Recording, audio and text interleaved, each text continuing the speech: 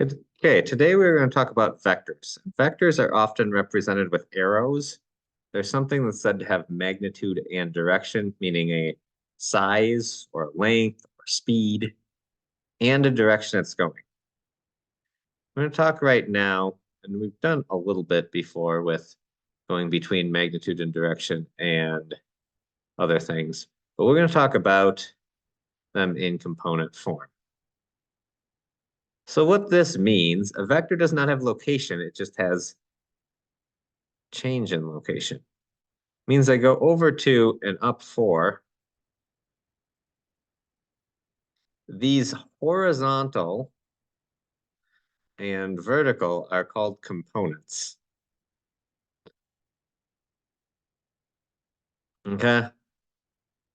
The magnitude is literally the length of the hypotenuse. The direction is the angle here. And we'll get more into magnitude and direction. For now, we're just going to do some operations with basic vectors.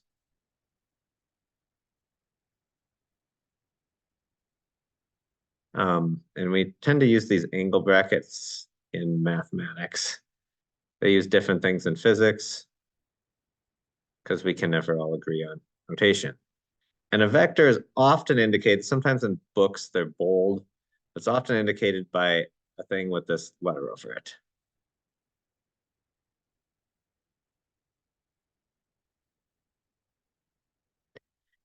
A scalar is simply a number. So if I want to have 2u, very easy. I just multiply each one of these by 2. Take u, multiply each of its two components, 2 and 4, by 2. And this is called component form. If I want to add vectors,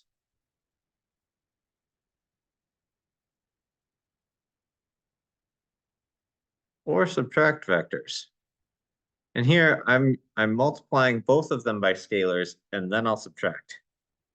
So 3v is going to be -9, 15, minus 4w is 20,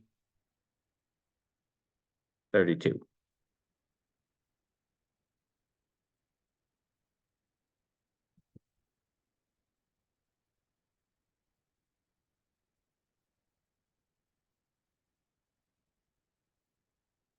So I add the x, it's -9 plus 20 gives me 11. 15 plus 32 gives me 47. And that's my sum. Adding vectors is pretty simple. I'm going to talk about doing this a little bit with some points in the vector between them. So let's say PQ. P is going to be the point -3, 4, and Q. So these are going to be coordinates. Is going to be 5, -8. So I'm going to plot these on a graph so you can kind of see. -3, 4, it's up here.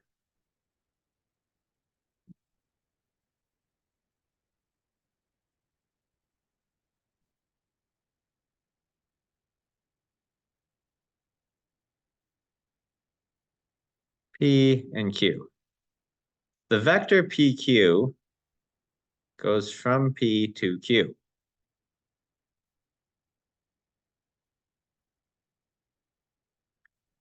So I can say I went over 8 and I went down 12. So this is 8 and I went down 12, so it's 8, -12. If I want 3PQ, I just multiply that vector by 3, each component of that vector by 3. Okay? So adding and subtracting vectors, relatively straightforward. Multiplying by a scalar, all you have to do is literally multiply each component.